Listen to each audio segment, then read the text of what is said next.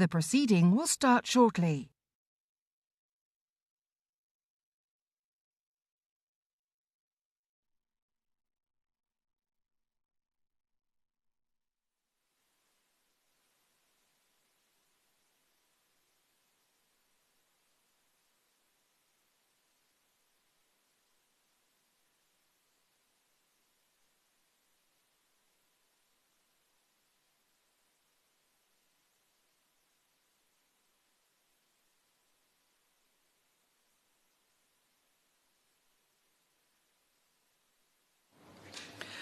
Order. Cristina Rees to move the motion.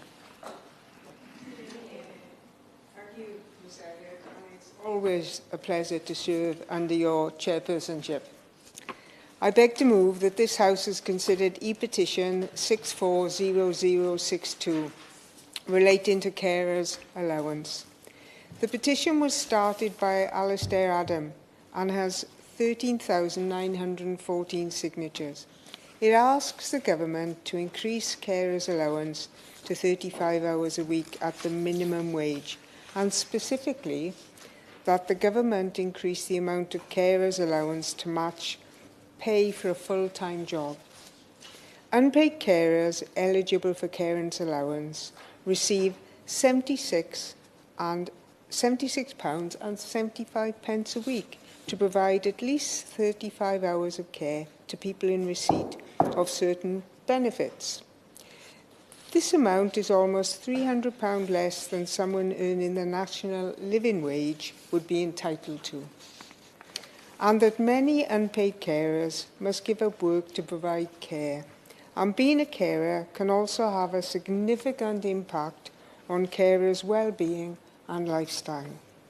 The government has responded to say that carers' allowance is a benefit that provides some financial recognition that a carer may not be able to work full-time. It is part of a range of support based on individual needs rather than a wage. The government fully recognise the invaluable contribution that unpaid and family carers make in providing significant care and continuity of support to their loved ones. Unpaid carers play a vital role in the lives of their family and friends. And since 2010, we have increased carers' allowance by almost £1,200 a year. It is my honour, Madam Chair, to present this petition this evening, to highlight a grave concern that weighs heavily on the hearts of many across our nation. It's a concern that affects the very fabric of our society, the inadequacies of carers' allowance in the UK. In a society that prides itself on compassion and support for those in need, it is disheartening to witness the struggles endured by countless caregivers who selflessly dedicate their lives to caring for loved ones. The carers' allowance intended to provide financial assistance to these unsung heroes falls drastically short of meeting their needs. First and foremost, let us acknowledge the monumental contributions of caregivers. They are the backbone of our communities, often sacrificing their own livelihoods and personal aspirations to ensure the well-being of others. Their existence saves the taxpayer billions of pounds every year. Yet despite their invaluable role, many caregivers find themselves living on the brink of poverty due to the inadequacy of carers' allowance. You'd be forgiven for thinking that carers' allowance is some extra money for someone who pops in to check on an elderly neighbour. However, in the vast majority of cases, it is paid to someone who cares round the clock for a close relative. During my research for this speech, I heard testimony from the petitioner Alistair, as well as from carers Jackie and Katie from the We Care campaign, which specifically advocates for unpaid carers. All three cared for close relatives, parents, child and partner, respectively. Alistair spoke of the challenges of making ends meet in circumstances that are far from black and white. His carers' allowance often needed to go on household items and supporting his father. Living month to month means there is no money for unexpected outgoings. Jackie told me about caring for her 28-year-old daughter. The role is 24/7, and while she is reluctant to use external carers, she is also prevented from drawing down direct payments to top up her carer's allowance. Jackie's money doesn't match that of her daughter's PIP, so is often left without enough money for both of them to do things such as social activities and hobbies. Katie cares for her husband, who is MND, plus her mother and mother-in-law, who both have caring needs. Katie spoke of the challenge of making ends meet, only surviving because of her husband's PIP and a small ill health-related pension. Despite caring for 3 people, Katie is only allowed 1 carer's allowance payment, as per the rules. The current allowance barely covers the basic costs of living, let alone the additional expenses incurred during the unpredictable challenges of caring for someone with disabilities or chronic illnesses. From medical bills to specialised equipment and everyday essentials, the financial burden on caregivers is overwhelming. Many are forced to make impossible choices between putting food on the table and accessing services. Furthermore, the eligibility criteria for carers' allowance are unduly restrictive, leaving out a significant portion of caregivers who are equally deserving of support. The requirement for caregivers to provide at least 35 hours of care per week effectively excludes those who juggle caregiving responsibilities with part-time employment or other commitments. This arbitrary threshold denies assistance to individuals who are in dire need of financial relief. Perhaps the Minister would like to explain how the 35 hours of care criteria was arrived at. The narrative surrounding carers' allowance is often toxic, with carers being treated as undeserving at best and criminals at worst. The recent news coverage of people being fined or charged with benefit fraud because of accidental overpayments or honest mistakes, sometimes concerning as little as a few £100s, throws a spotlight on this. Such action is neither fair nor proportional. Carers' allowance is the lowest paid benefit of its kind. These examples say something of the value put upon carers and speak of a society and its government that simply do not value care. Support for carers should go well beyond carers' allowance. Stakeholders such as care charities and think tanks have told me of diminishing support for carers during recent years, citing the lack of availability of respite care and training opportunities as examples of a crumbling support network. It is suggested that any reform should centre on providing support for carers to remain in work where possible. This will involve financial support, but also flexibility in how carers' allowance is paid to avoid a threshold cliff edge. In addition, the threshold itself needs to be raised and tied to the periodic uprating of any minimum or living wage. Across the UK, 600 carers per day give up work without having a choice. In December 2022, Carers UK highlighted that the earnings limit for carers' allowance is not keeping pace with the national living wage.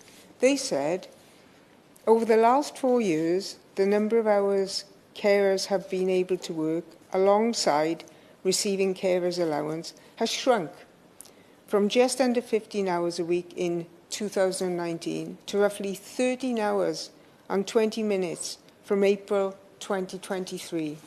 This represents a loss of 1 hour 40 minutes a week. Over a year, this amounts to a loss of 12 days of paid work. Will she give way? I'm delighted to give way. I congratulate my colleague from the Petitions Committee for presenting this petition so clearly. She's talking about the the money, the carers allowance not meeting the costs. Is she aware, as I am from my own constituents, that the cost of living crisis and things like food prices going up is actually making it acutely difficult and perhaps more difficult now than it was a few years ago? My honourable friend makes a very important intervention and a very important point which I completely agree with. And this can only highlight the plight of unpaid carers. So whilst carers can work any amount of hours, they must not exceed the earnings limit, which then effectively limits the hours they can work. It is important to understand that the problem of in-work support is one of implementation, not legislation. Laws exist which provide the framework for support for carers in employment, but all too often we see examples where that support is simply not implemented properly at an employer level. That said, the policy for carers allowance needs to be far more inclusive. Caring isn't just about older people. The 21-hour rule on study is arbitrary and discriminatory. Financial support should be stronger, clearer, and less at the discretion of grant decision makers. There is also no clarity on who is responsible for any policy failure, neither at civil service nor ministerial level. It is everyone and it is no one. Finally, work must be done to end the postcode lottery and level up the services available in poorer areas. There are stark inequalities across the different regions as to how the carers assessment for young carers is delivered. There are huge disparities in whether a GP surgery provides information on support for carers or not, and there is a significant gap between the number of people who identify as carers and those registered as a carer with their GP. We need to answer the question, what is carers allowance for? A recent survey reported that 48% of those in receipt of it say it doesn't make the difference that it should. Any reforms must examine the level of carers allowance so that it better reflects the level of financial impact of caring responsibilities. Increase the earnings limit and tie it to national living wage increases. Review the 21-hour study rule. Aggregate the total number of caring hours if someone is caring for more than one person, so that their allowance accurately reflects their caring responsibilities. Explore the option of a sliding scale of payments, depending on the level of caring responsibilities, supporting those who wish to stay in work. Modernise carers' allowance processes to guard against accidental overpayments and treat honest mistakes compassionately, fairly and proportionately. Provide an additional payment for carers of state pension age. Such reforms would help bridge the gap between the current state of things and how we might wish them to be. To conclude, Madam Chair, carers' allowance fails to adequately address the long-term implications of caregiving on the mental and physical well-being of caregivers. The emotional toll of caring for a loved one can be profound, leading to increased stress, anxiety and burnout. Without sufficient support, caregivers risk their own health and well-being, perpetuating a cycle of hardship and suffering. We cannot turn a blind eye to the injustices faced by caregivers across our nation. It is incumbent upon us as a society to rectify these inadequacies and provide meaningful support to those who dedicate their lives to caring for others. Whilst I appreciate the difficulties and dangers of paying carers a minimum wage, we must demand a carer's allowance that reflects the true value of caregiving, a fair and dignified allowance that alleviates financial hardship and recognises the invaluable contributions of caregivers to our society. Let us stand in solidarity with caregivers and advocate for meaningful change. I urge government and policymakers to reform carers' allowance and reinvigorate all support to ensure that it serves its intended purpose of providing genuine help for those who need it most. Together we can build a more compassionate and inclusive society where caregivers are valued, respected and adequately supported. Thank you, Madam Chair. The question is that this House has considered E-petition 640062 relating to carers' allowance. Sir Ed Davey. Thank you, Mrs. Elliott. Can I congratulate the Honourable Member for Neath, both for bringing this E-petition to the House and for her excellent speech. And I agree with everything that she said. Mrs. Elliott, in coming to a debate on carers' allowance, I think we should first of all look at the big picture issues that carers' allowance helps us address, but at the moment, very inadequately. First of all, the issue of social justice. Carers are working often long hours in very difficult, trying circumstances, and they receive the lowest benefit of the lot. And they are treated as if they don't matter. That has to change, both in terms of the values we place on care, but also to end income inequality. Supporting care properly through carers' allowance would make a big difference, I think, in a proper social justice agenda. But it's much more than that, actually. It's also about the link between care and the NHS. Carers do such a fantastic job. They help the NHS and the taxpayer in the work that they do. They save the NHS and the taxpayer billions of pounds. But for family carers, unpaid carers, or carers receiving this very limited allowance, the NHS would literally fall over. So we absolutely have to see this debate about carers' allowance in the context of social justice and the future of the NHS. But there's another issue which I hope the Minister will particularly look at, and that's the link with the economic problems we face today. The DWP is looking at, we're told, the need to help people get back into work. Well, there are a lot of people who can't get back into work because they're caring. They'd like to work more, but then if they work more, they get penalised. That's what I want to come to, because it's clearly an issue of the day, which I know the Chairman of the Select Committee is going to address. And so if the government is worried about work incentives, if the government is worried about making sure there's people there to do the jobs that we need, they should be looking at this. The level of carers' allowance, but all the conditions and criteria that are around it. It is way overdue for reform. So, Ms. Elliott, I start my remarks by those general issues before we get down to the basics, as the Honourable Member for Neath quite rightly took us. I think there is a need to have a complete review of carers' allowance. The rate it's paid at, the conditions around it, how it relates to other benefits and other issues.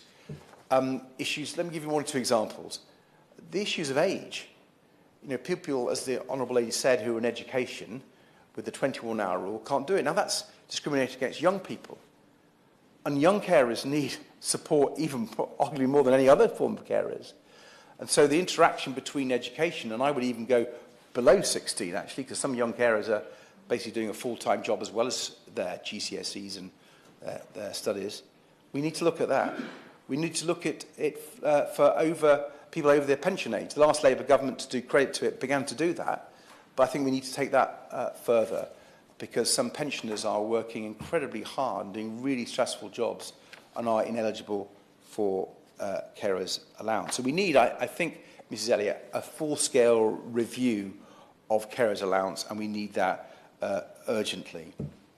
But to address the overpayments issue, which I think is really worrying, there are two aspects of that we have to address. One is the legacy, all this carers allowance that apparently has been overpaid and that the government is looking to claw back.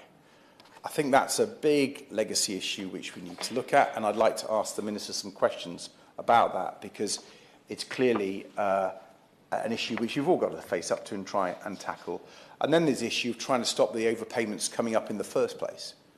So the questions I'd like to ask the Minister, and I've seen a number of reports and parliamentary answers on this, but I've never not quite nailed it down to satisfaction, is how much money does the DWP believe has been overpaid and is yet to be clawed back from people who have paid overpaid carers allowance? What's the figure?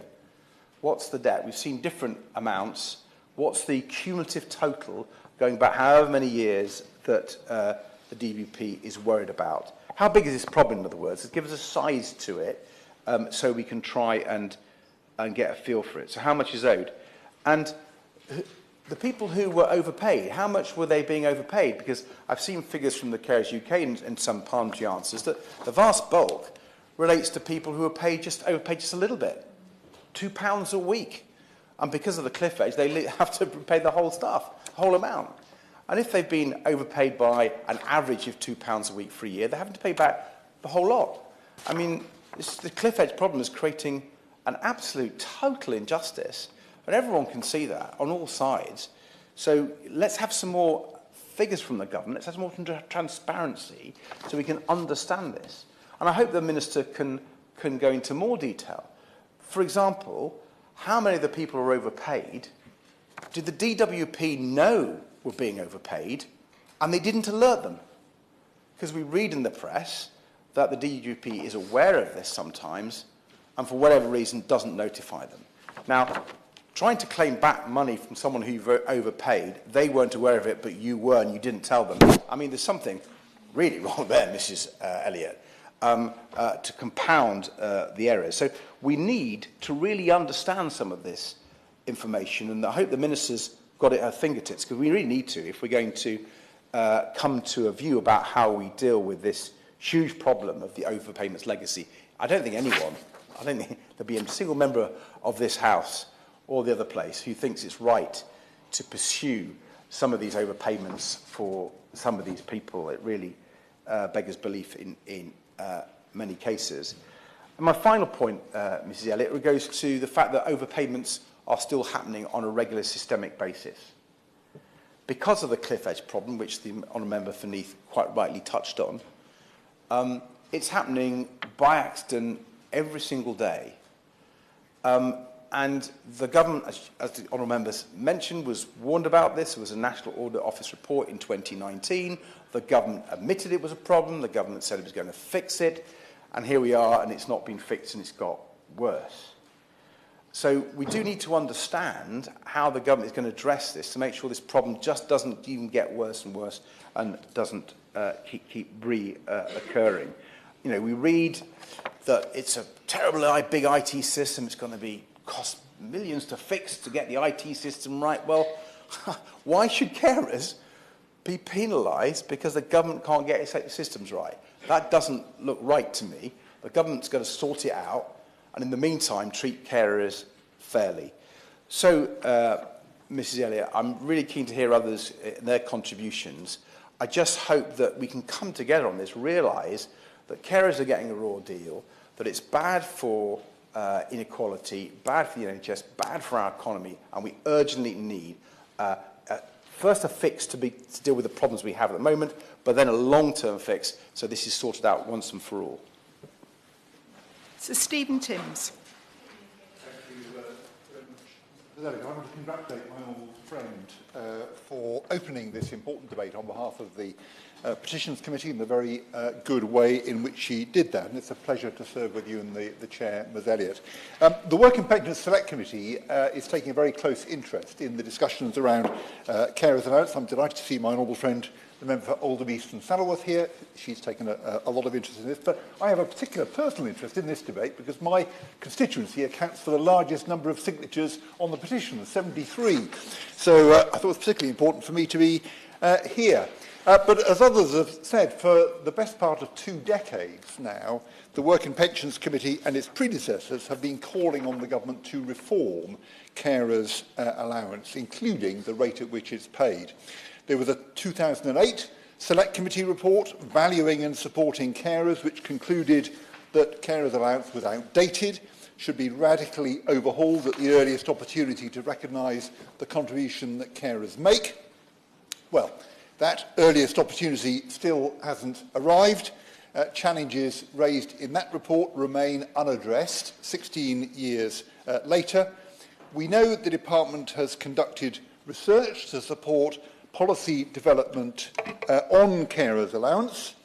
The department promised in the response to a 2019 Select Committee report to publish that research. It's never been published. We still haven't seen it. And so I wonder whether the Minister and the Select Committee is looking forward very much to hearing on Wednesday from the Minister about carers' allowance specifically, whether the Minister will tell us when the policy development will conclude and whether the research will finally, as promised in 2019, be published. As we've heard, Ms Elliott, carers' allowance is paid at a weekly rate of £81.90, less than other income replacement benefits. Job seekers' allowances nearly £10 a week more.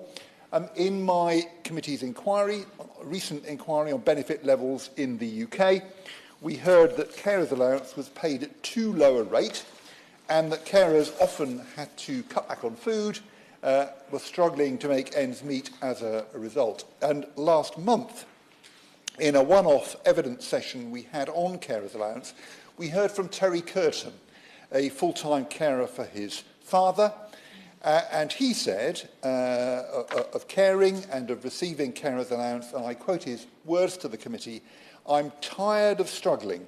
I want to be able to look after my father. I want to make sure he doesn't have to go without things, and I would like to be able to have a bit of a life myself without having to fight with my finances every day." And I wonder whether the Minister, and I know the Minister has substantial personal experience herself of caring, whether she recognises that the rate of carers' allowance today is just not enough. Terry, who gave evidence to us, is a registered nurse by profession. To retain his registration, he would have to work a certain number of hours per week. But if he did that, it would take him over the carers' allowance earnings limit. So it's impossible for him to maintain his registration and to continue to receive carers' allowance. To balance his caring role and his finances, he's had to leave the profession, give up work altogether and care for his father. He now just about survives on carers' allowance. So that brings me to the second challenge, the earnings limit for carers' allowance. In the same session of our committee, we heard how the earnings limit in carers' allowance acts as a disincentive for carers who would like to work, either because they would be worse off financially, should they lose carers' allowance because of their work, or due to fears that they would accidentally go over the limit. And this is a really big problem, that they'd accidentally slip over the limit for carers' allowance, giving rise to the overpayments that we've just been hearing about. Because the earnings limit effectively traps carers in low-paid work only, whatever their skills or their training. The earnings limit in carers' allowance is not increased in line with the national minimum wage. We've been told rightly already by my honourable friend, the member for Neath, that the Carers UK has pointed out that the number of hours a carer has been able to work at the national living wage while also receiving carers' allowance has decreased over the last few years. And our report called on the government to commit to uprating carers' allowance, to uprating the earnings threshold for carers' allowance annually. There should be a commitment to increase it every year.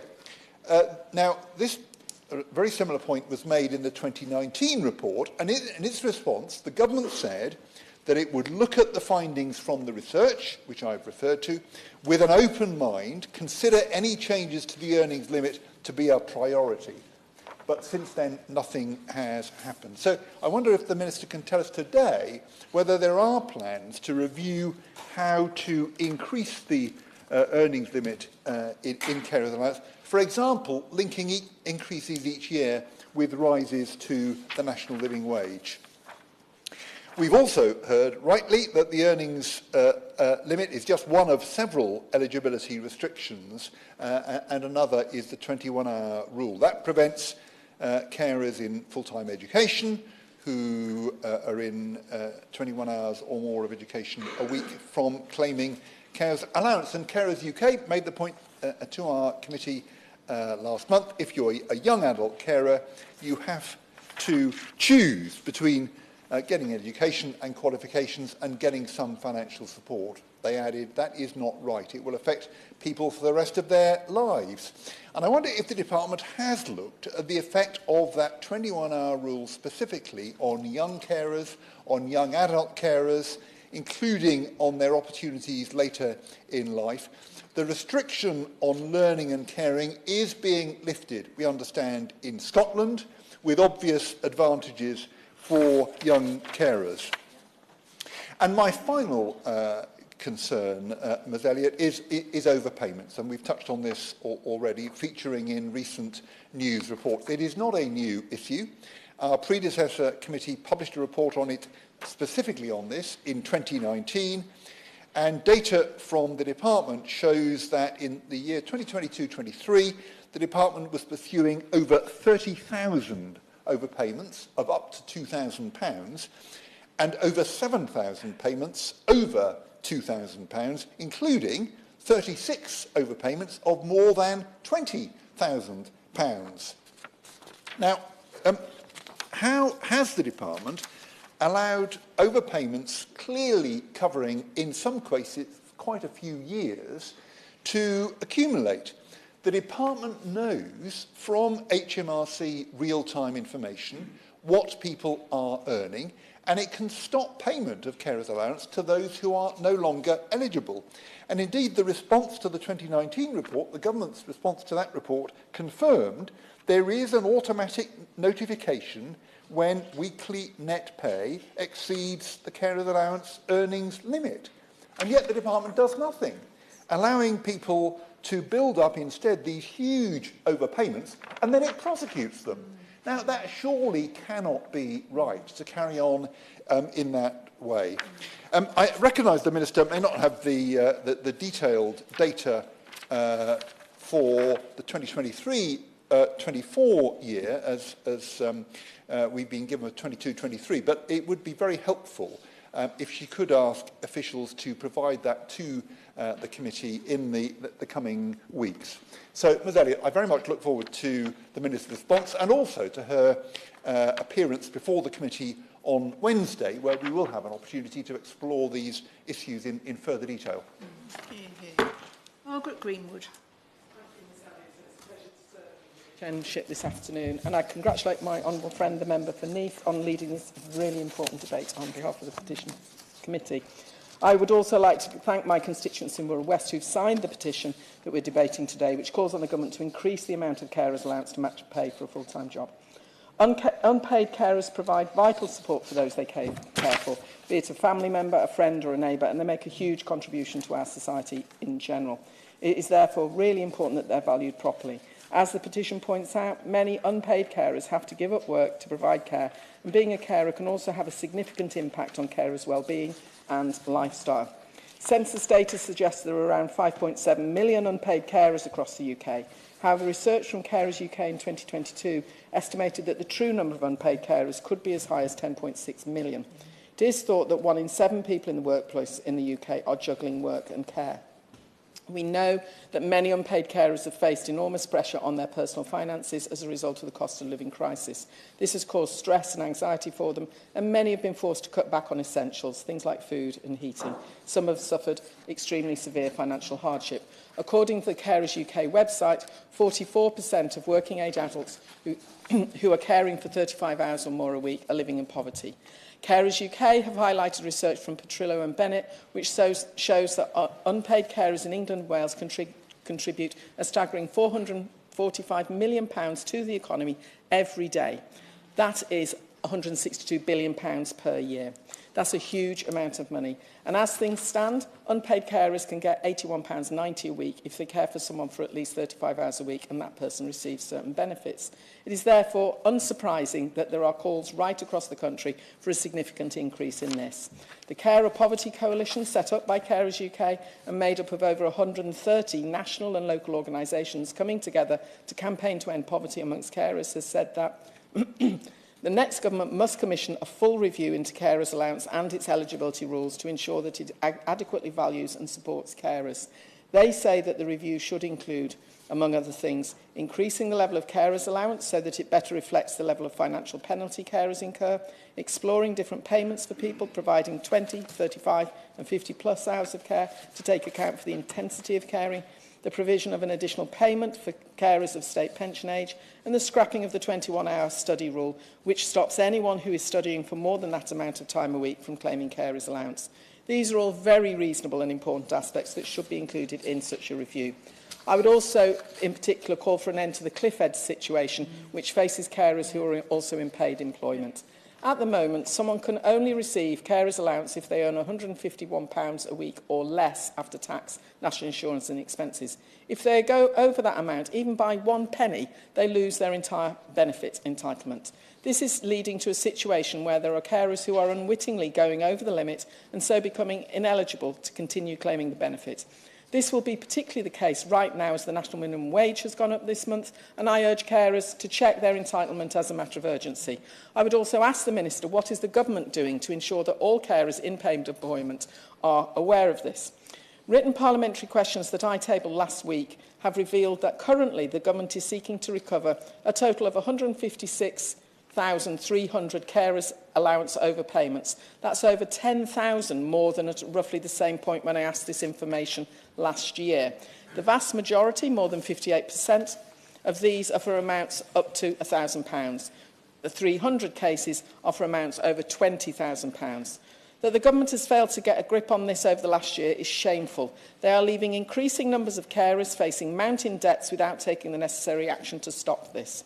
It was revealed in the press earlier this month that tens of thousands of unpaid carers looking after disabled, frail or ill relatives are being forced to repay huge sums to the government and threatened with criminal prosecution after unwittingly breaching earnings rulings by just a few pounds a week. However, many of these, whilst of course there may be some cases of fraud, and of course they always have to be investigated, many of these cases will be human error, without a doubt. Lots of people struggle to navigate the claims system, and many carers are under considerable pressure caring for someone they love. Some carers may also have their own medical issues to manage on top of their caring, which adds pressure, causes stress and makes them vulnerable. And I also remind the Minister that there are 7 million functionally illiterate adults in this country. Yeah. So for them to navigate the system is sort of well-nigh impossible. Yeah. The government has said to me that it seeks to recover money without causing excessive hardship, but the experience of many carers clearly shows the opposite is true. There have been reports that the DWP has warned carers they could face greater penalties if they appeal against fines. Government officials have been accused of using threatening and cruel tactics in this regard. This is truly shameful, and I hope that the Minister will look into these allegations. There have been reports too of carers becoming severely depressed, suicidal and self-harming due to the government's abhorrent approach after being ordered to pay money back after mistakenly breaching the earnings allowance. This is a completely unacceptable state of affairs. Social security system should be there to support people, not to cause them stress and push some to suicide. It is true too that the sheer complexity of the claims system can lead carers into making honest mistakes. As the judge said in one case of a woman who was prosecuted after being overpaid carers' allowance when taking a part-time job on minimum wage, he said the defendant had limited understanding of the offence she had committed. The cliff edge of £151 can have the effect too of providing a disincentive for carers to be and to stay in work. That is in absolutely nobody's interest at all. Aside from the financial support that it provides for them, it also gives people a sense of agency within their local community and identity, and can be vital for people's mental health and well-being. It's also important for people who are caring for people who may be approaching end of life, because of course when the person that they care for passes away, that carer may then want to re-engage in full-time employment. It's so much easier to get work when you're already in work and when your skill level has been maintained. So clearly that is something that needs to be included as part of any review, and so too are the long waits that carers are reported experiencing when they contact the Carers Allowance unit by telephone for information about the benefit and how to make a claim. Labour has committed to reviewing the system of Carers Allowance, and we need this government to make that same commitment as a matter of urgency, and along with that it needs to review the level of Carers Allowance. As things stand, too many carers are not getting the support that they need. In summary, it is very evident that there needs to be a large-scale review of carers' allowance and that the levels of payments that unpaid carers receive need to be increased. Work must be done to tackle the issue of overpayments. The government should provide more staff to help clear the backlog of looking into possible overpayment cases and use those automated systems that are available to them. And we need to see an end to the cliff edge that renders someone ineligible as soon as they go a penny over to qualify. Unpaid carers need to be recognised for the vitally important and selfless work that they do. They need to be supported and not punished for looking after their loved ones. Beth Winter. Oh, thank you, Mr. It is an honour to serve and to be appreciated, and I'd also like to congratulate and thank my honourable friend from Nice for leading this important debate today. And it really is an important debate in providing an opportunity to recognise the invaluable contribution that millions of unpaid carers provide to their loved ones, to our society and to our economy, but also to note the continued failure of the carers allowance system to recompense that. I wish to speak in support of some of the policy demands of representatives of unpaid carers, including those set out by Carers UK, and to ask the Minister if this government will now commit to meeting those demands. If it is the case that they cannot do so, I know the country and the carers community will be looking to the Labour frontbench to come the next election. Carers UK says that across the UK there are over 10.6 million people providing unpaid care. And they really are vulnerable, increasingly vulnerable, to falling into poverty and financial difficulties. And we've already heard there is at least a third of carers living in poverty. And those doing the longest hours are more likely to be struggling to make ends meet. 44% of working-age adults who are providing unpaid care for more than 35 hours a week are in poverty, according to Carers UK.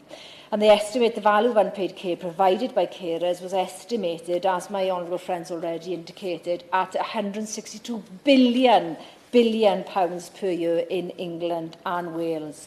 And the ONS has estimated that in my constituency there are over 10,000 carers providing 19 hours or less unpaid care. And Sitting is suspended for 25 minutes for revisions to take place In the House. That's right, isn't it? Yeah. So what time is that? I've got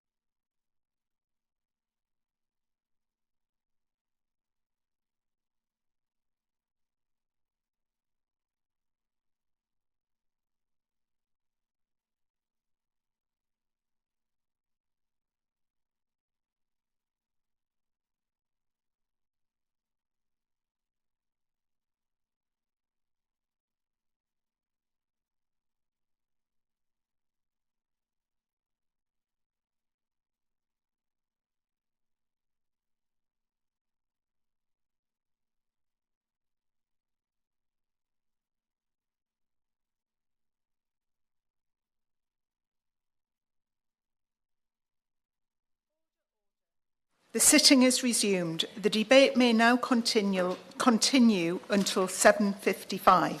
That is dependent on no more votes, of course. Beth Winter. Yes, so like many other members here, I have lots of constituents who are carers who come to us for assistance. One of them, who's been a carer for his wife, following a diagnosis of schizophrenia for more than 40 years. He's now a pensioner with low income, but that impacts significantly on his entitlements to carers allowance.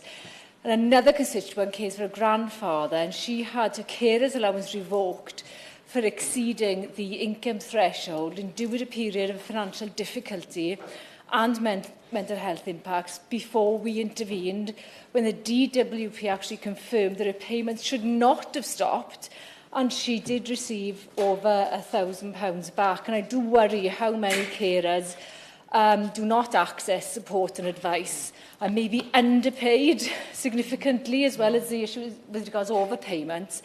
There are a large proportion of people who do not claim the benefits that they are entitled to. So only 71% of carers allowance claimants in 2023 were receiving a payment, and the remaining approximately 400,000 claimants met the conditions set out above, but were not receiving this benefit due to the overlapping benefit rule, including nearly all pensioner carers, which I know other honourable members have mentioned earlier. So the petition today that we are discussing asks the carers allowance is raised to the rate of 35 hours per week at the level of national minimum wage.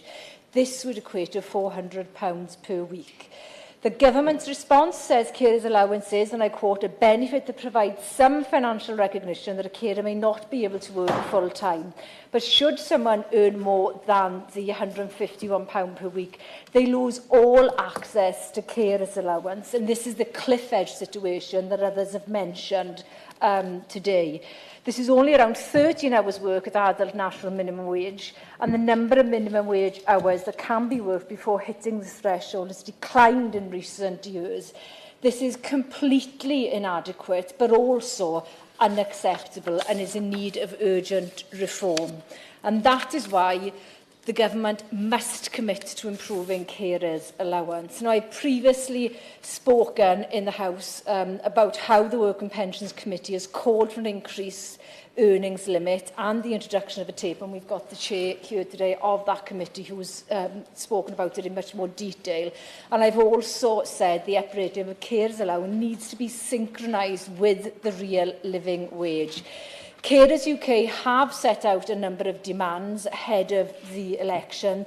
They urge an increase in the earnings limit for carers allowance to the value of 21 hours per week at the national living wage rate, and define this link in law so carers' ability to earn is not eroded over time. This would take the earnings threshold to £240, where it is currently £151. And they also urge reform to the eligibility rules for carers' allowance, including ending the cliff edge, giving access to a tapered rate for those working more hours each week, enabling more than one person to receive the benefit if multiple people are caring for the same person, and extending the run-on payments for bereaved carers from 8 to 12 weeks. And I think, most importantly, they urge the government to carry out a full review of the link between caring and poverty across the UK and commission an independent inquiry to explore longer-term solutions to bring in more unpaid carers out of poverty. The Carer Poverty Coalition says the carers' allowance itself should be increased, and that is vital from speaking to many carers in my constituency. The current rate is undoubtedly a poverty payment, and the earnings threshold cliff edge makes a mockery of social justice. The reality is many carers work full-time as a carer, and the state refuses to recognise this financial benefit to society, as well as the invaluable contribution the carers make. The idea of earning a minimum wage for a full-time job has been long accepted, and we should do the same for those people caring. In conclusion, I just wanted to comment more generally on the demonisation of people who are receiving social security benefits, which is an entitlement. It is a right. And more recently, that has been demonstrated by the Prime Minister's comments about, and I quote, a sick note culture, which are dangerous and absolutely disgraceful comments, which will do nothing except for exacerbate people's hardship that they experience. And this demonisation and stigmatisation of claimants, including millions of carers, must stop. And as an example, in my constituency of Cynnon Valley, we do have high rates of social security claimants, including people in receipt of carers allowance. Sorry? Are we on again? Sorry.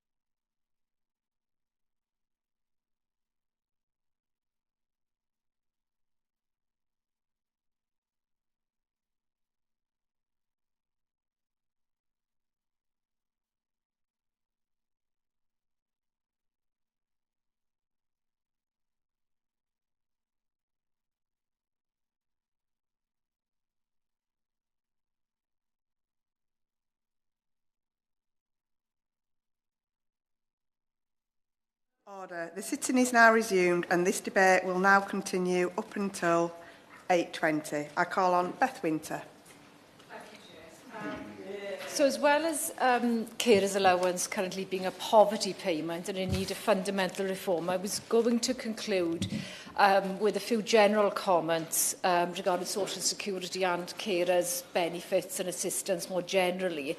Firstly, the demonisation of people in receipt of social security benefits, which is an entitlement, should stop. We had Sunak saying only last week about a sick note culture, language which is inflammatory, disgraceful and very, very dangerous and will only exacerbate people's hardship. And in Cynon Valley, we do have high levels of people on social security benefits, including carers allowance. That is due to our industrial legacy, dirty work where people have inherited quite significant ill health associated to the industries in which they work. And with the decimation of the industries, we've got high rates of unemployment. And that again has been compounded by the cost of living crisis, which is a political choice. We also therefore need, in terms of carers, structural transformational change to ensure that everybody, regardless of their circumstances, are treated with respect, dignity and receive the support that they are entitled to. And that should include a new national carers strategy. We haven't had one, a new one for apparently 16 years, which I found quite shocking. We could include carers as a protected characteristic in the Equality Act, enhance flexible working and introduce statutory rights to break for people with caring responsibilities, and ensure that social care receives sustainable and adequate funding, and that there's a joined up approach between health and social care, so the social care stops being seen as the weak relation in many regards. And sustainable funding would ensure that people could have respite care and other support services, both for the carers and the person receiving the care. And we should be exploring things like minimum income guarantee and universal basic income. But without a doubt, the overwhelming evidence shows that as a starting point, carers allowance is in need of fundamental reform. Diolch yn fawr. Thank you, Ms Cummington. It's a pleasure to speak in this debate with you in the Chair, and I congratulate my honourable friend, the member for Neath, on leading this important debate. Many charities, campaigners and carers themselves have called for years for a wide-ranging reform of carers allowance. The petition we are debating today focuses specifically on how much carers allowance should offer carers, so I want to begin with the financial pressures facing carers. Carers UK estimates that over a quarter of carers live in poverty, and this rises to nearly half of those carers who care for more than 35 hours a week. Often people in receipt of carers allowance face particularly difficult financial situations. The poverty rate for people in receipt of carers allowance has doubled in the last decade, and a survey by Carers UK shows that 45% of people receiving carers allowance are struggling to make ends meet, and that's a significant increase on the previous year. The causes of financial difficulty for carers are frequently linked to their caring responsibilities. Carers, of course, face additional costs which are unavoidable for keeping the person they care for safe. So costs can include vital high-energy equipment, the cost of additional laundry and bathing needs, and transport costs for visits to medical appointments. Carers, as we've heard already in this debate, also have a limited ability to earn an income. If they are in receipt of carers allowance, they can only earn £151 before losing the benefit. This month, the earnings threshold for claiming carers allowance increased below the national living wage, which means that carers on the lowest wages will have to cut back their hours to just over 13 hours a week, or risk losing the benefit. For some, this will be equivalent of losing 13 days of work a year, a substantial loss. And there is, as we've already heard, but I think it's worth repeating, an issue for carers who are in full-time education, young carers, because they lose eligibility for carers allowance when they study for more than 21 hours a week. And many young people are therefore excluded from support. These and other eligibility requirements limit the support carers can receive through carers allowance. But most importantly, around 34% of carers in receipt of carers allowance are still in poverty, So clearly, carers allowance is failing to give enough financial support to the people who provide unpaid care to others. It's therefore ridiculous, I feel, for the government to claim in response to this petition that they recognise the invaluable contribution that unpaid and family carers make, when clearly so many carers are not getting the support they need. The petition we're debating today focuses on the amount available for carers through the carers allowance, but there are other issues which should warrant our concern. A particularly worrying problem that we've already heard in this debate is the recent reporting of overpayments of carers allowance and the subsequent repayment penalties. As we have heard, poor systems or poor processes at the Department of Work and Pensions have resulted in 145,000 current cases of overpayments to unpaid carers, with 12,000 of these being for amounts over £5,000. And as we've seen reported in the press recently, this has resulted in thousands of carers running up huge debts, being given criminal records and being forced to sell their own homes when chased by DWP over small mistakes which officials could have spotted years earlier. For example, George Henderson is the carer of his adult son, John, who has a learning disability. Mr. Henderson was overpaid £110 and ended up being prosecuted for benefit fraud by the Department of Work and Pensions, despite the department admitting that his was an innocent mistake. He was forced to sell his house and threatened monthly with jail. Then he tried to take his own life. Mr. Henderson told the Mirror that one night I'd had a drink and I put a noose up in the loft. My girlfriend rang the crisis team and I was under them for 4 months. They wouldn't let me live alone. I lost 4 stone as I couldn't eat. I look at photos from that time and you can see my rib cage. The repercussions of this time continue to affect Mr. Henderson, and he is now waiting to undergo therapy for PTSD. Sadly, there are many other carers like Mr. Henderson. One carer told Carers UK that the whole process had my wife so stressed out that she, at several points, contemplated suicide. She couldn't see an end to it, and as it turned out, we didn't end up owing the DWP anything. Carers have described suffering an avalanche of utter stress due to the government's claiming back of these benefits. And this is not about mistakes or misunderstandings by carers, as we've heard. This is about administrative failures at DWP and harsh penalties for people who the government should be trying to support. There must be a change to the processing around carers allowance to alleviate that acute distress and financial hardship that overpayments can cause. Otherwise, we will be seeing many more serious headlines, because it is reported that 1 in 3 unpaid carers have thought about killing themselves due to the emotional financial strain they're under. That is disturbing, and it's also disturbing that it's not known how many carers have already been driven to suicide, because caring status is not part of the data collected after such a death. It's unacceptable, in my view, that the government has let this mismanagement of carers allowance processes go on for so long.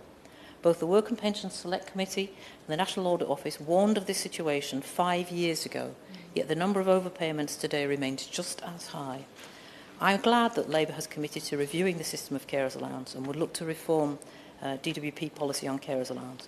But carers should not have to wait, now that these issues are really being exposed, for a general election to see action on this. So, Ms Cummings, the government must sort out this mess urgently so that unpaid carers are no longer penalised for the vital care they offer. Thank you so much, and it's a pleasure to see you in the chair of this committee. And can I start by congratulating my honourable friend, the member for Neath, for bringing this debate to the Chamber and for her excellent speech. I absolutely agree with her that carers are not just the backbone of society, but they represent the best of us in terms of the selflessness that they display. We should be championing them, and of course that we know that that's not happening. Last week, many of you will have seen Oxfam's report on carers, which is called Valued, which is a little bit of a contradiction because it gives case study after case study of where people aren't valued, where it just shows how little people and society as a whole do value them. But as my other honourable friend, the member for Wirral West, has shared, the cost, the savings that they give to society, £165 billion a year, if we were actually able to pay carers. That is the cost that they actually save. I just want to make a few points. Many have already been made. First of all, in terms of the adequacy and the lack of adequacy around carers' allowance. And as we've already heard, a quarter of those caring for loved ones are living in poverty. The issue around the rules, both in terms of the cliff edge and the earnings limit, but also the administration of that room, a lack of common sense, but also compassion. And I quite frankly find that unforgivable. Young carers, I work very closely with young carers in my public health days, and as we've already heard, given the statement and the speech that was given by the Prime Minister last week about the impact of mental health on young people and the poor mental health so many young people are experiencing, you'd think that there would be a message about the impact on young carers that this is having on them. Many as young as 8 or 9 who actually are caring for their parents or their siblings. It really is appalling. I had a glimpse of being a carer. My mother had Alzheimer's disease for 10 years, and I provided support to my stepfather, who cared for her during that time. We weren't reliant on carers' allowance, but the strain it puts on you, the real strain it puts on you day in, day out, throughout 24/7, it is a really significant gift that people give to their loved ones, but to society as a whole. So we've heard in terms of the inadequacy around carers' allowance, £81.90 a week, the lowest level compared to even job seekers' allowance. And again, refer you to the report that the Select Committee has published on benefit levels in the UK. I think we have the lowest level of out-of-work support since 1911. It's just, so if we think that carers' allowance is even less than that in real terms, it's just appalling. We've been doing a mini inquiry. We've got a follow-up session on Wednesday, which I know the Minister is attending. But if you want to hear, the experience of people who are caring for loved ones now, then do reflect on the evidence that they gave a couple of weeks ago. And then we've also heard about the appalling treatment by the Department for Work and Pensions, absolute lack of compassion that has been shown to people who make often innocent mistakes, who are then criminalised by the DWP for this, and the draconian treatment that they receive. I feel quite ashamed, to be honest, that's happening.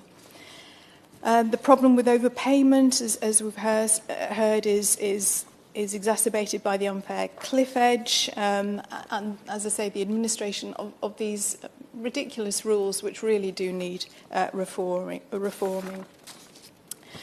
I just want to mention, I was contacted by a medical advisor, a retired GP, who's providing medical advice to first-tier tribunals, to appeals for PIP, but who also happened to be in receipt of carers' allowance. And this retired GP contacted me because she was concerned over the last 6 months of the statement that the department was providing in her bundle, which was basically saying, well, I'll read it out because she's given me a section of it. She says, although Miss X has identified a high level of personal restriction, she is entitled to carers' allowance. To be entitled to carers' allowance, a person must provide at least 35 hours of care to another disabled person each week. The tribunal may wish to explore this further. So although it may not look particularly threatening, as it stands alone, taken in the context of other arguments the department are looking to put forward, it's basically saying, how can you be caring for somebody if you're also disabled? That's what it's saying. And that was the gist, unfortunately, of the Prime Minister's speech last week as well. If you're genuinely in receipt of Social Security, of course we'll support you. But there's the question mark about how many, what proportion of people in receipt of Social Security are genuine. And that really gets to the core and makes me quite angry. Most people have worked, most people are doing the right thing. To infer and imply that they are not genuine is a disgrace, an absolute disgrace. So I do hope the Minister, when she, in her response, can respond to, and perhaps the officials that are there as well, of why those sort of statements would be included in a bundle to a medical advisor on the first-tier tribunal, which is actually questioning, as I say, somebody who's caring for somebody else who also happens to be in receipt of disability benefits. Thank you, Ms Cummins. For the SNP, I call Marion Fellows. Thank you, Ms Cummins, and it's a real pleasure to serve under your chairship. And I want to congratulate the Honourable Member for Neath on the way she introduced this very important petitions debate. I'm grateful as well to be able to speak in this important debate through my role as SNP spokesperson for disabilities and the SNP Carers Champion. I've had the pleasure of engaging with disabled people, their carers and carers organisations over the last number of years, and it really has been a privilege. I engage with my engagement with them stunned me at first as I concentrated on the disabilities aspect of my role, and then went into a drop-in in Parliament and spent an hour and a half listening to carers and got more involved on that side of things. Carers play such an invaluable role, and the impact they have on the lives of those for which they care is almost unquantifiable. They show the best of humanity and are truly altruistic people who devote much or all of their time to others, but they're not properly recompensed by this government. Before we get into the cold numbers and economic arguments for increasing carers' allowance on a human level, I want to pay tribute to carers right across the UK and thank them for all that they do. Carers ought to finally get the recognition they deserve, as for too long they have been unsupported, exploited and taken for granted. The work of unpaid carers is what holds society together. According to Carers UK, there are an estimated 5.7 million people in the UK that provide unpaid care, accounting for 9% of the population. I want to also give a special thanks to Carers Together North Lanarkshire and Lanarkshire Carers and NL Young Carers for all the help and support they give to unpaid carers in Motherwell and Wishaw, and to all those other local organisations across the UK. Each and any one of us can and potentially will become a carer or be cared for by someone at some point in our lives. None of us can predict the future. Circumstances change, and before we know it, we may be caring for or receiving care from a loved one. Each year, around 4.3 million people become unpaid carers. That is 12,000 people a day. Unpaid carer support is worth a staggering £162 billion a year in the UK. Let me repeat that, £162 billion a year. According to the Carers Trust, the value of unpaid care is £12.8 billion per year in Scotland alone. The figures are huge. The importance of unpaid carers in our economy is enormous, yet carers feel unsupported. 3 in 5 are worried about living costs, 600 have to give up work every single day, and a quarter of carers have either bad or very bad mental health. The enormous contribution unpaid carers make to the economy makes it all the more shocking that carers are under-supported in the UK. This has further been reflected in the recent evidence given to the Work and Pensions Committee in March. in a session on carers allowance. Representatives from Carers UK, Carers Scotland and the Centre for Social Justice all agreed that carers allowance is inadequate, and each of the organisations took issue with the earnings limit. It was noted unanimously by these organisations that UK lags behind comparable jurisdictions, most of whom linked the earnings limit to hours worked and not how much a person earns, thereby not confining people to low-wage work.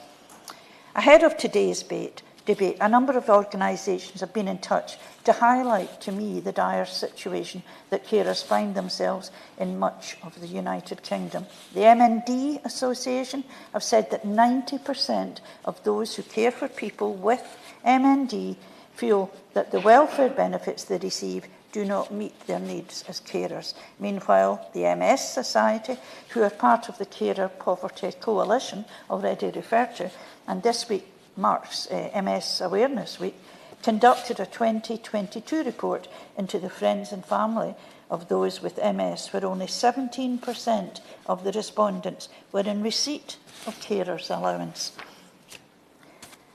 The restrictive access to carers allowance, the 21-hour study rule that exists south of the border, is arbitrary and means that those who need support are missing out.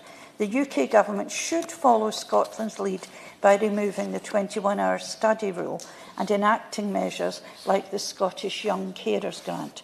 Furthermore, it's nonsensical that those who care for more than one person often miss out on carers allowance because the eligibility rules don't allow for caring hours to be combined cumulatively. Many carers who spend the equivalent of a full-time job caring cannot access carers allowance, which shows how broken this system is. The MS Society have outlined the horrendously low rate of carers allowance and the financial impact this has on carers. Spread over 35 hours per week, the value of carers allowance equates to just £2.34 per hour, a whole £9 below the national minimum wage. This is horrendous, and the current rate of carers allowance is totally exploitative. This UK government takes advantage of the love carers have for those they care for and exploit their altruism and offer totally inadequate compensation in return. There is absolutely no recognition of how integral carers are to the functioning of society and the UK economy. It's essential that the UK government increase the level of carers allowance to at least the minimum wage so that it better reflects the financial impact of their caring responsibilities. Therefore, I support this important petition today.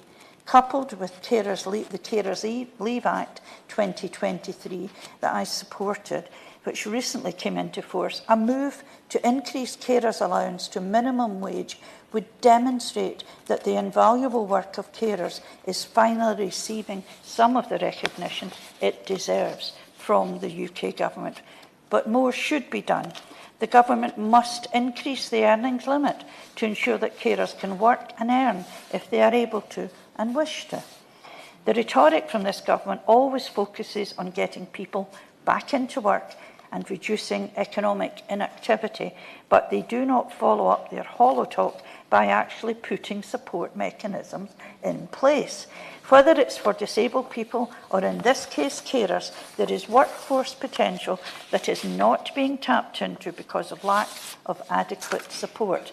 With the current levels of support, unpaid carers are particularly vulnerable to falling into poverty, not just because of the devastatingly inadequate rate of carers allowance, but also due to carers' limited ability to earn an income and the additional costs they face that they cannot cut back on without affecting the safety of the person they care for.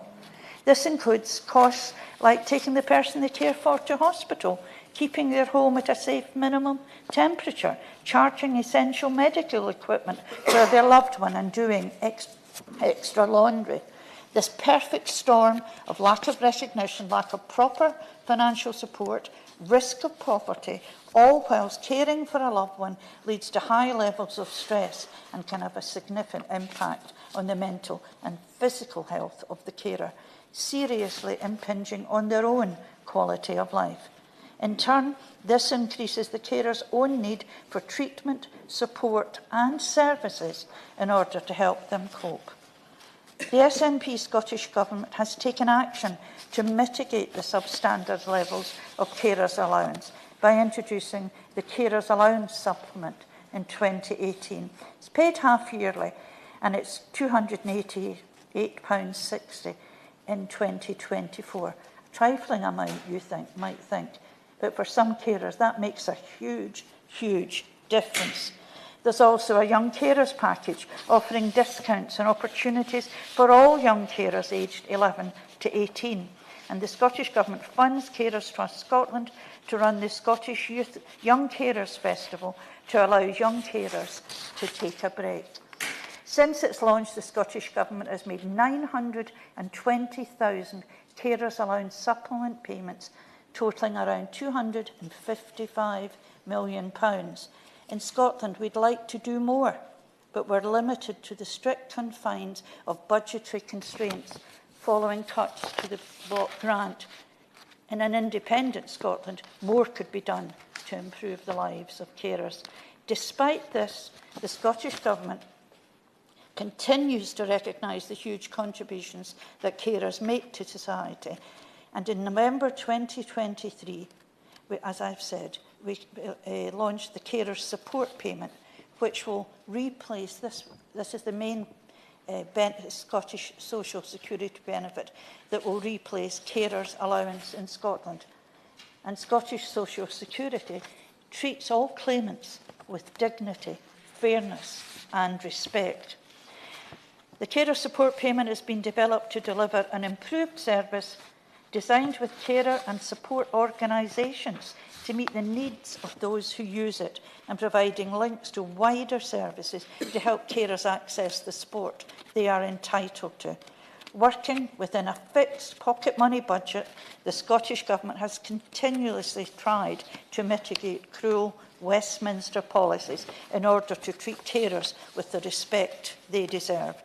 The Scottish Government is totally committed to carers and is investing £88.4 million per year in local carer support through Local Authority Carers Act funding and has provided £8 million per year for voluntary sector short breaks since 2022-23, enabling more people, including young carers, to take a break from caring. Carer Positive Employers in Scotland was founded 10 years ago.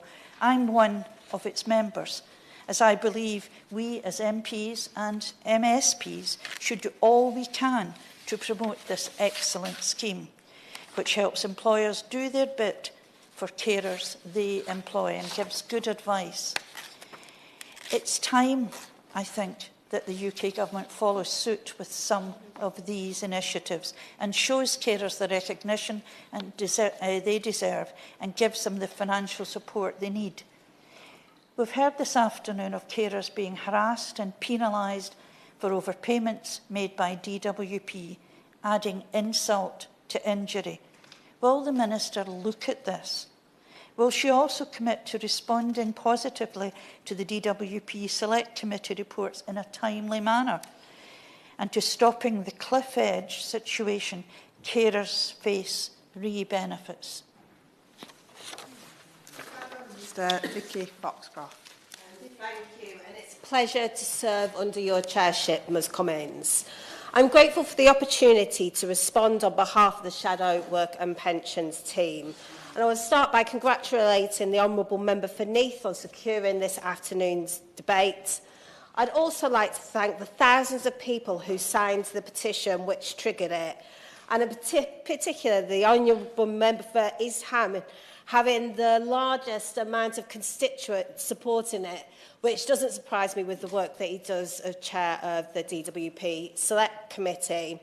Now, as Shadow Minister for Disabled People, I come into contact with a lot of unpaid carers, and as a society, we should be incredibly grateful for everything that they do. I pay tribute to them and to the many organisations such as Carers UK and the Carers Trust who support them and stand up for their rights. And as the Honourable Member for Neath said in her opening remarks, carers are the unsung heroes, providing care around the clock and saving the taxpayer, quite literally, billions of pounds. And many members have gone and pointed out that today. And as the Honourable Member for East Ham also so eloquently put, and I know that the work of his select committee have been working on this, carers simply do not get enough money to be able to survive on.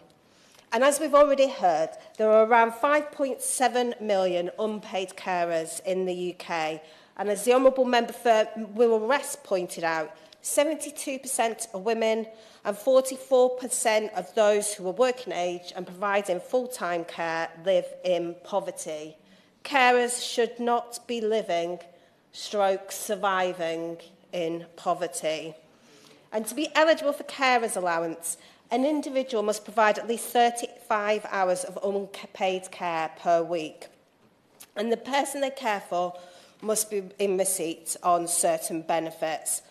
However, as the Honourable Member for Worsley and Ecclesouth pointed out, young carers in full-time education are not eligible for carers allowance.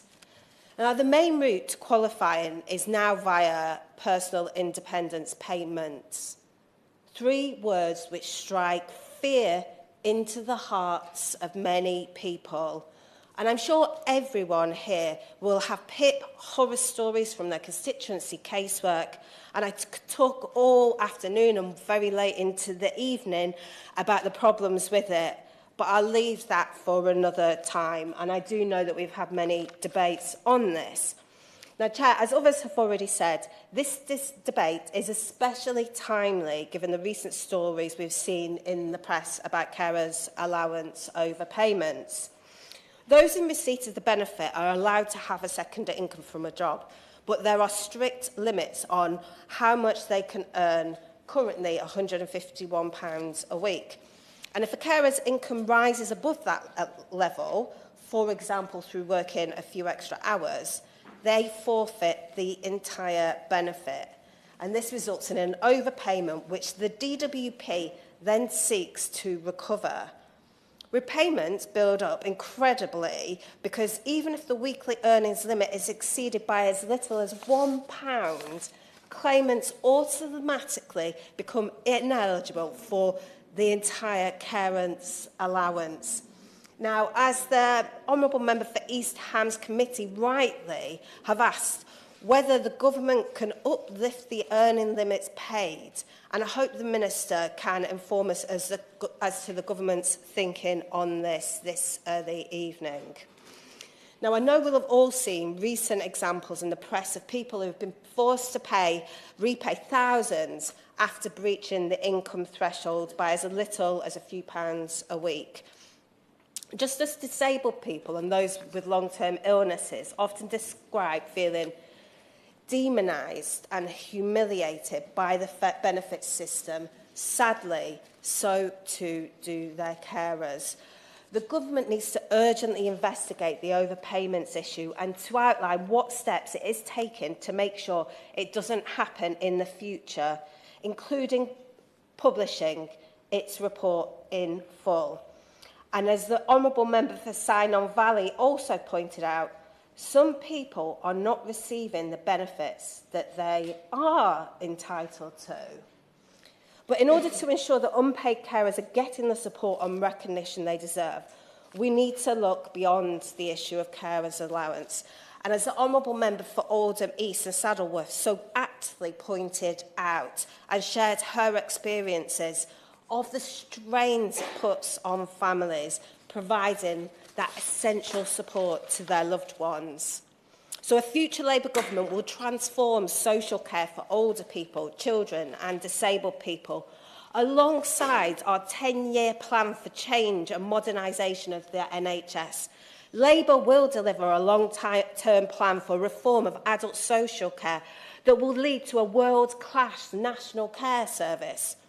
Our fair deal for carers will also ensure that both paid and unpaid carers are valued and supported. And as set out in our New Deal for Working People, our priority will be that care workers receive the pay, the conditions and the training they need to provide great care and to stay working in the sector.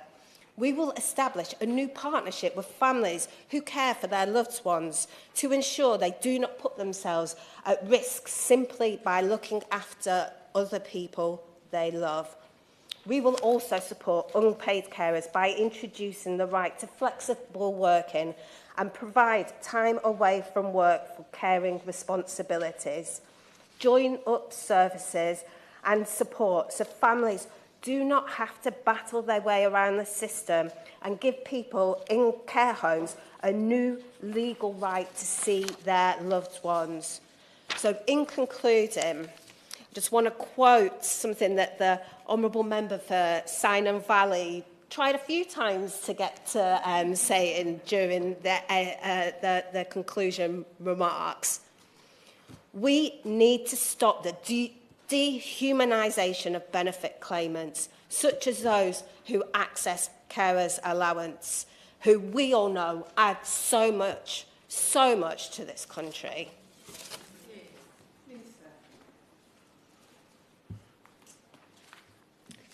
It's a pleasure to serve under your chairmanship, Ms Cummings. After a slightly protracted debate, it's a pleasure to try to respond to what's been a wide-ranging debate. And I would like to thank the Honourable Member for Neath for introducing today's E-petition debate with a very thoughtful and wide-ranging speech, which is characterful for her, and welcome Alistair raising this particular issue. I think this is a very welcome debate that comes at a very challenging time, post-COVID, during COVID, for our carers looking after their loved ones, and the impact of the cost of living due to the invasion of Ukraine. So a challenging time for all of us, but most particularly our carers. And I do want, like many, to begin by paying tribute to the millions of unpaid carers across this country. As honourable members who've spoken this afternoon have, very thoughtful, personal contributions have been made by honourable members, and I duly note the queries and challenges they've raised. I've got lots of responses I'm going to try to make. Firstly, I know people are concerned that the government does not recognise and value the contribution made by carers every day in providing this significant care and continuity of support to family, friends, including pensioners and those with disabilities. But I think it's really important to put on record that is not my perception, that is not how I want people to see this government. I'll do my best to make that clear to those watching. Now, the 2021 census indicates that around 5 million people in England and Wales may be doing some unpaid care, with many of us taking on that role at some point in our lives. And like honourable members, I see much of the work that is done by carers in my post bag, at events in my own constituency, attending carers' rights days, engaging with my constituents in Mid-Sussex. So none of us are immune to the challenges of caring. And colleagues will know this is a particular interest for me as a former carer and as part of a caring family. And I know and I pay tribute to all those who do this daily. It's a difficult job, one that is the best and the worst in the world in some ways. And you will always be grateful that you've been there. It's precious and hard going in equal measure. And I pay tribute to all those doing that. And carers are fortunate enough to have some wonderful advocates. And we've seen that both today in the debate through their MPs, of course, but through organisations such as Carers UK, Carers Trust, the Learning and Work Institute, but to name but three, and some of them have been mentioned already today. And I meet with Carers UK regularly. I'll be meeting again with them shortly, and I was delighted that my officials were able to meet recently with a wonderful delegation of inspirational young carers who in March were part of Young Carers Action Day. And I really want to pay tribute as well to the hundreds of our DWP staff, largely based in the North West, who do provide financial support to 1 million unpaid carers through the Carers Allowance day in and day out. And I absolutely want to make sure that our approach to mistakes or other issues, we're always happy to look at these and always treat each case on its merit. And I think, Ms Cummins, it would be misleading to the House if I was not completely clear that this is a policy area that I've been hugely interested in, both as a backbencher and looked at the work at the all-party group and now as a minister.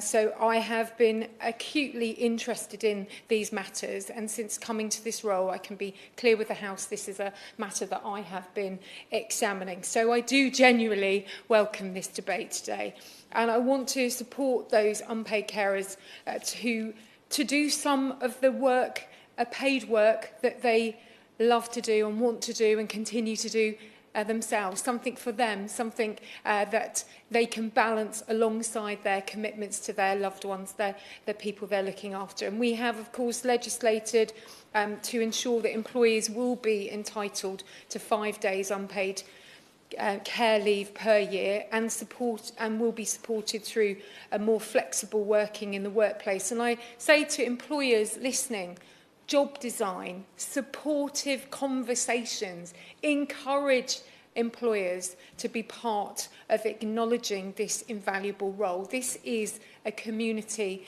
and an employee and a government partnership. Happy to. I hope that when she talks about legislating for the 5 days for carers, you will mention my honourable friend, the member for North East Fife, who piloted that legislation with cross-party support. Yes, indeed, and I was very supportive of that myself, attending where possible to support that through, and I think the government absolutely cross-party welcomes the work that she did piloting that, and congratulations to her. Now, on the specific subject of the debate today, we are spending record amounts to support unpaid carers. Real terms expenditure for carers allowance is forecast to be £4.1 billion in 24-25, and by 28-29 the government's forecast to spend over £4.5 billion a year on carers allowance. We spend another £685 million to support carers receiving universal credit through the carer element. And as mentioned today, patterns of care have changed significantly over the last decade. People are providing vital unpaid care to relatives and friends in a whole range of circumstances that work for all concerned. But I also recognise none of this is easy. Now, nearly 1 million people are now receiving carers allowance, and the rate increased this month to £81.90 per the weekly rate, rather, increased this month to £81.90. So this does mean that since 2010, it will have increased from £53.90 to £81.90 a week, providing an additional £1,500 a year compared to 2010 for carers through the Carers Allowance. And of course, there are additional amounts, and I think this is really important for those watching and those maybe who haven't had this conversation about making sure that a universal credit and other ways forward carers are aware about, and they come forward to get the support that they need. That also can be through the Household Support Fund. We know that unexpected outgoings happen, and they should be reaching out through their local authority and also through Barnet Consequentials, and I know that this has been a really important support mechanism for carers. But it's important to know the crux of the petition today we've been debating is that we should turn carers allowance into a carer's wage. Now, it's important to emphasise that carers allowance is not, however, intended to be a replacement for a wage or a payment for services of caring, hence some of the issues, and rightly, raised today. Therefore, it's not directly comparable to either the national minimum wage or the national living wage. The principal purpose of the carers allowance, as it stands and under successive governments since 1976, is a measure of financial support and recognition. And I point out to a measure of for people who are not able to work full-time because of their caring responsibilities. And I reiterate, I do welcome this debate and the opportunity to review and understand these issues. Now, successive governments have supported carers through the allowances and benefits and wider cross-government actions, rather than paying people directly for the tasks that they take in a way that an employer would, of course. I just want to raise something that hasn't been raised in this debate and ask the Minister a question, because she made the point earlier that she refuted the point that the government doesn't recognise the contribution of carers. But I wanted to raise the fact that many carers themselves believe that the government should have and is missing having a national carer strategy. Such a strategy was launched by the Labour government with the backing of our Prime Ministers, one of former Prime Ministers, and yet was ditched by the coalition government after 2010. Much of what we've covered is about a range of issues which really would be better solved with a cross-party ministerial commitment going up to prime ministerial level on national carer strategy. And there's an excellent campaigner, Katie Stiles, who's been mentioned in this debate, who runs the We Care campaign to campaign for that very thing. But it's never been done by this government, and it's a real, black hole in your support for carers, in the government support for carers, that there is no national carer strategy. So I wondered if she'd address that. I thank the Honourable Lady for her point. And the Honourable Member for East Ham, the Right Honourable Member, I should say, talked about this in 2 decades and took us back to 2008. In fact, the year that he was Minister of State in the department holding the welfare reform portfolio. This is not new, this is challenging. And I think the Honourable Lady makes an important point, and I'll try to, in some of my wider remarks, reply to that. And I'm very keen that when we discuss this later in the week in the Select Committee, we try to get to the crux of all the challenges, which is very wide for this debate. In terms of the Honourable Lady opposite from the front bench, the Honourable Lady from Deptford, she talked about the benefit delays and the challenge on the long-standing principle of the carer's allowance that can only be awarded once a decision has been made to trigger a disability benefit to the person being cared for. But the carer's allowance can be backdated to the date that the disability is payable from, and I believe there's around 100,000 people both on PIP and carers allowance. So I hope that goes in some ways to answering her. The Honourable Lady from Motherwell and Wishall, with her characteristic approach, raises the work that Scotland are doing, and we will fully look at the evaluation and the changes that the Scottish Government makes with interest. Of course, we at DWP are supporting those changes, so we'll be engaging on this, and it goes to the Honourable Lady's point about looking and learning, and I think that's exactly where we should be. Many members spoke about young adult carers and the impact of study, and we are engaging with DFE. We have a cross-government working group meeting again soon. I think it's really important that carers maintain links with the education system, so carers are able to take that part-time education and receive carers allowance, and we do recognise rightly the aspirations of young carers will be to both complete their studies, build and have a successful career, but also be there for their loved one. And it's not just young carers. We also need to make sure those that are caring understand that they've developed amazing skills from caring that an employer will find invaluable, whether it's managing finances to that resilience that's been spoken about today, dealing with crisis, organisation and planning, and that level of interpersonal skills. So we need to make sure our young people in particular are able to get the financial support that they need while studying, but rightly are able to progress into the career that they want to.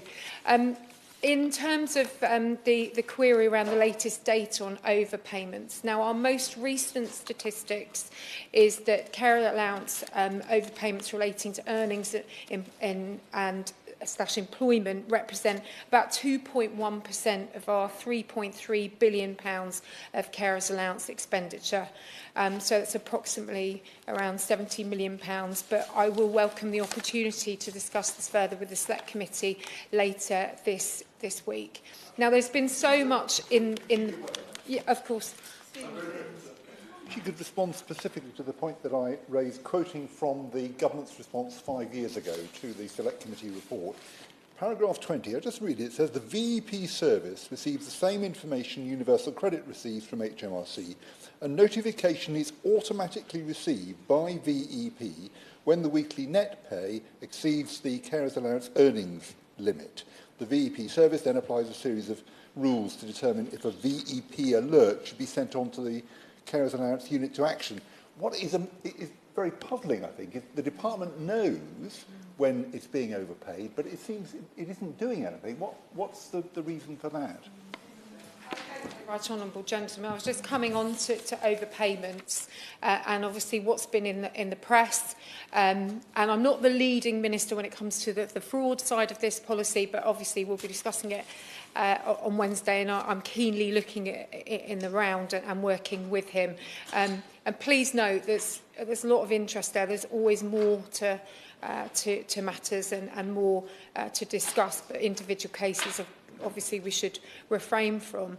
Can I just try and answer the Honourable Gentleman's point? I think, so there's a balance here between the duty to recover overpayments with safeguards to manage repayments suitably. Claimants do have a responsibility to ensure that they're entitled to benefits, and we know to inform us about changes. We've improved customer communications to remind them of the importance of telling of us any earnings, including through the annual uprating letter.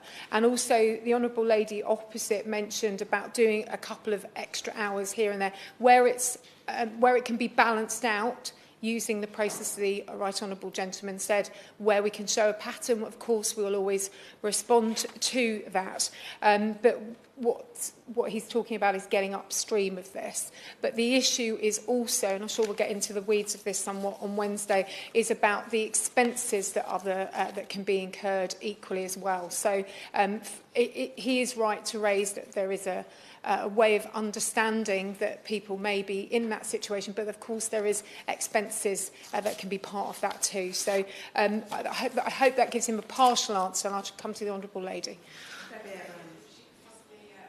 My query from the in relation to the medical advisor to the first tier tribunal of the statements that are included in their bundles.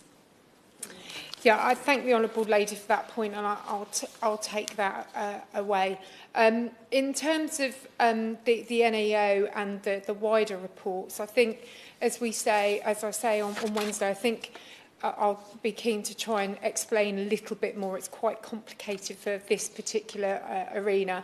In regard to the Carers Allowance and the state pension overlapping, the Honourable Lady from Cunham Valley made that point. And state pension and Carers Allowance are both paid as an income replacement benefit.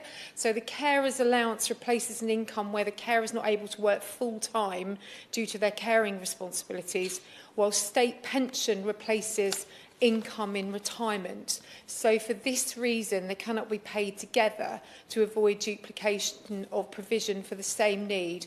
However, if a carer's state pension is less than the carer's allowance, state pension is paid and topped up with carer's allowance to the basic weekly rate of carer's allowance. Where carer's allowance cannot be paid, the person will keep underlying entitlement to the benefit. Now, this gives access to an additional amount for carers in pension credit of £45.60 a week, which is just under £2,400 a year, and around 100,000 carers receive it as part of their pension credit award. And it is paid in to recognise the additional contribution responsibilities associated, and means that lower income pensioners with caring responsibilities can receive more than the lower income receipts of pension credit. And if a pensioner's income is above the limit for pension credit, they still may, however, be entitled to housing benefit. And I would again point them to the Household Support Fund and the Help to Claim service, which DWP has as well. The Right Honourable Gentleman from Kingston and Surbiton raised the aspects around young carers, and we'll as I say, in all of this, it's a wide-ranging, challenging area that, particularly when young carers, to try to meet the objectives. But as we've discussed today, there are many objectives that we're trying to meet in all different and individual circumstances. The Honourable Lady as well from the Cunnan Valley also mentioned the support that wonderful organisations like Carers UK do, and indeed our own constituency offices, to help people to claim. Now, it's an easy to use online claim service now for carers allowance. 90% of people claim this way, and 9 out of 10 of people are happy with the claim service. Now, the Honourable Lady from Wirral West spoke about the earnings limits. Now, I appreciate carers are busy, there's a lot going on, but they are told about the earning limit when they claim, and they also get an annual uprating letter, as I say, reminding them of any changes. And we also use a text reminder, and I'd always say to carers, please engage with us, please, if there are any changes in circumstances overall. I'm just trying to see whether there's anything else that I wanted to raise.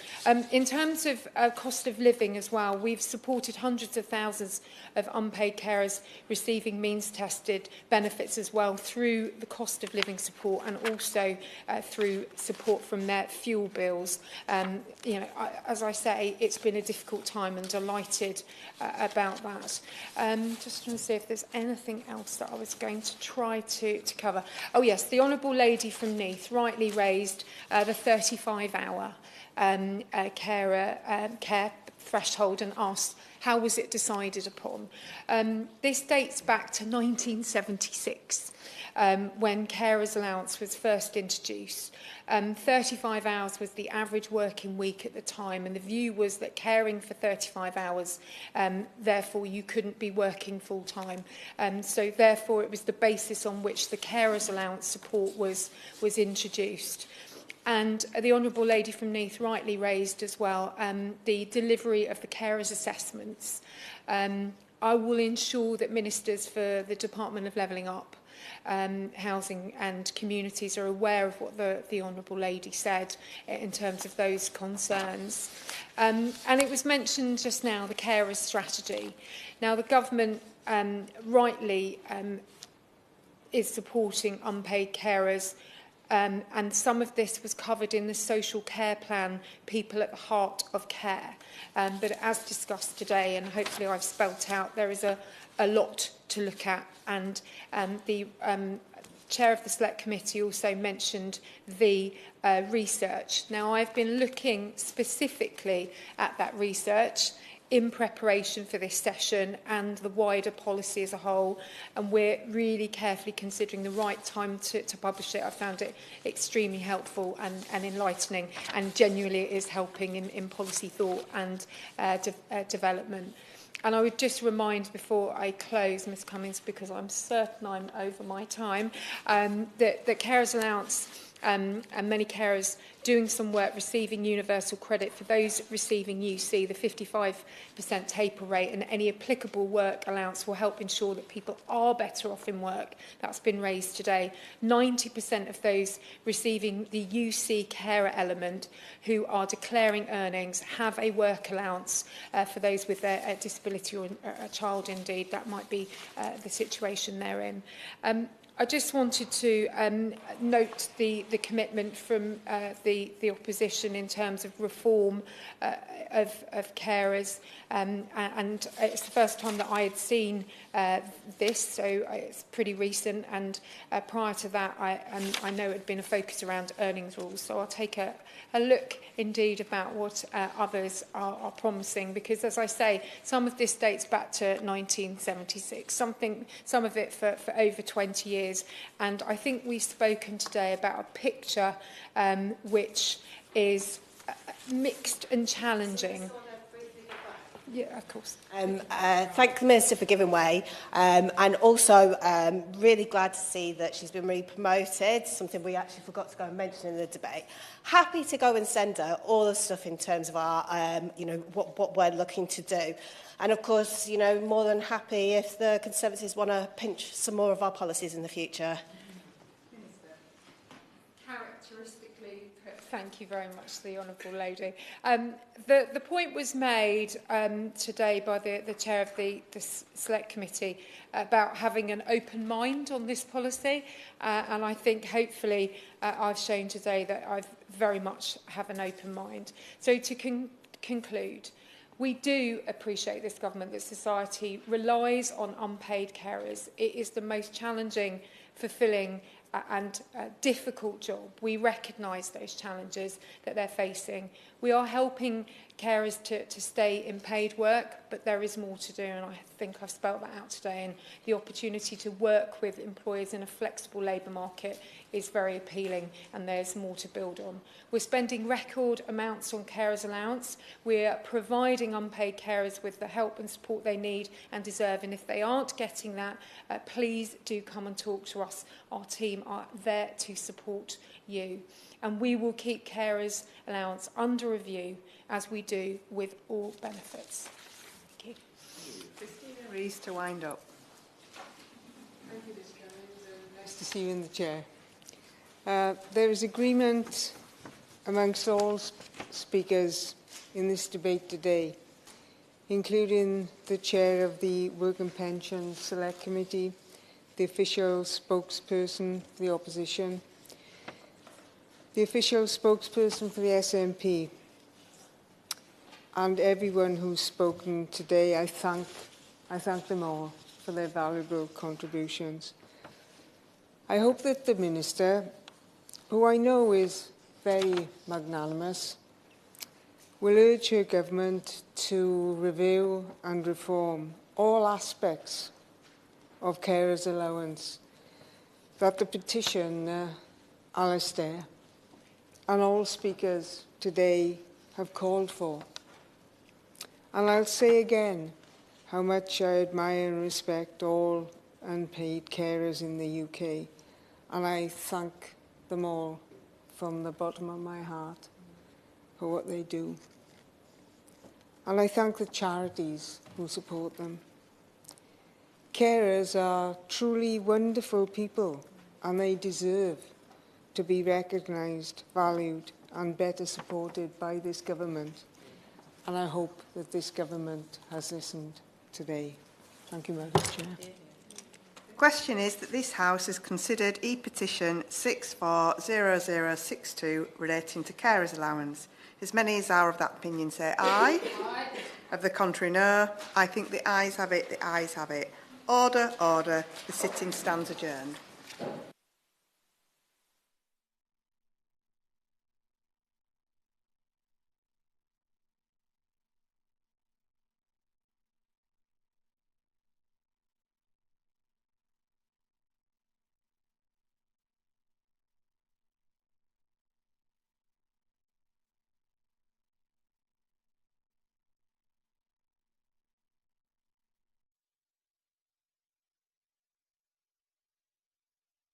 The proceeding has ended.